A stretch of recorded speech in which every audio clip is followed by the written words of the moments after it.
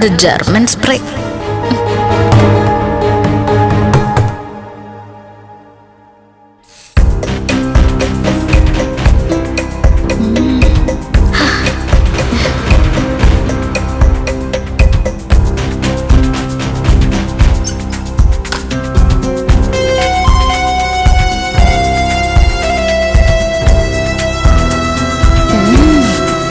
എന്തൊക്കെ പറഞ്ഞാലും ഇത്ര നല്ല മണം എനിക്ക് ഇതുവരെ കിട്ടിയിട്ടില്ല.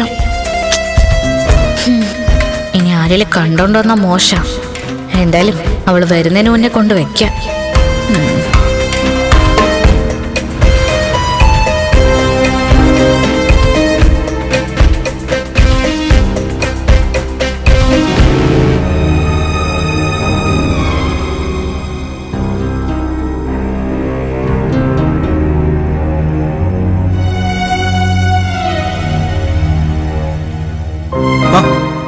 ഏത് സ്പ്രേ അടിച്ചിരിക്കുന്നത്?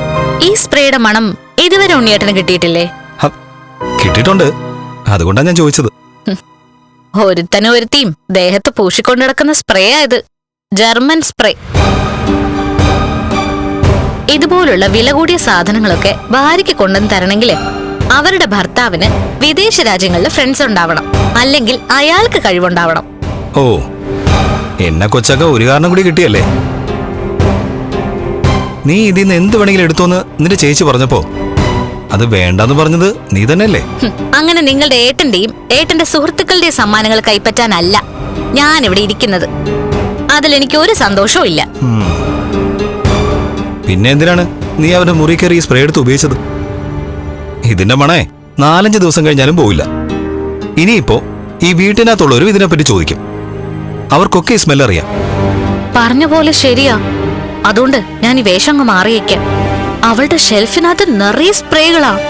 അതുകൊണ്ട് തന്നെ അവള് വരുമ്പോ ഓരോ ദിവസവും ഓരോ മണോ. എനിക്ക് ആണ്ടിന് സംക്രാന്തിക്ക് മേടിച്ച ഒരു സ്പ്രേ മാത്രമുണ്ട്. നീ ഇത് എന്തിനും ഏതിനും കോമ്പറ്റീഷനും കൂടെ നടന്നാലേ ജീവിതം എവിടെ എത്തില്ല കരണേ. അത് നിങ്ങളെക്കാളും നന്നായിട്ട് എനിക്ക് മനസ്സിലായി കഴിഞ്ഞു ഉണ്ണിയേട്ടാ. കോമ്പറ്റീഷനിൽ തോൽക്കുന്നയാളാണ് എന്റെ ഭർത്താവ്. ഒരിടത്ത് പോലും കണ്ണേറ്റിനെ ജയിക്കാൻ നിങ്ങൾക്ക് പറ്റില്ല. ആകെ കൂടി എന്റെ വയറ്റിൽ ഇപ്പൊ ഒരു കുഞ്ഞുണ്ട്. പിന്നെ ഉണ്ണിയേട്ടന് നടക്കാനും പറ്റും. അത് മാത്രം നിങ്ങളുടെ ഏട്ടന് മുന്നിൽ ഉയർത്തി കാണിക്കാൻ ആകെയുള്ള സമ്പാദ്യം.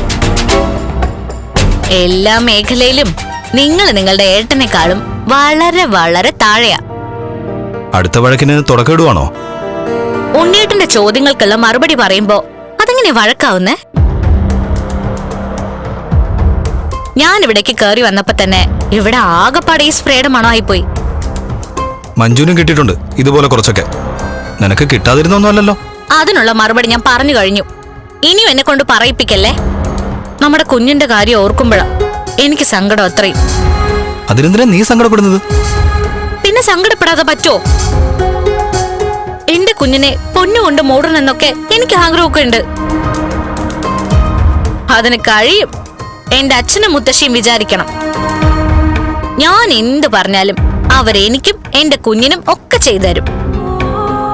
പക്ഷെ അതല്ലല്ലോ ഒരു പെണ്ണിന്റെ സന്തോഷം. അവളുടെ ഭർത്താവിന് അതൊക്കെ കഴിയണ്ടേ? എനിക്ക് അത്യാവശ്യം ബാങ്ക് ബാലൻസ് ഒക്കെ ഉണ്ട്. നിർത്ത്. നാളെ നിങ്ങളുടെ ഏട്ടൻ കമ്പനിന്ന് പിരിച്ചുവിട്ട ജീവിക്കാനുള്ള പണം ബാങ്കിൽ ഉണ്ടായിരിക്കും. അല്ലാതെ ഇരിക്കുന്നു ഒലക്കട മൂട്.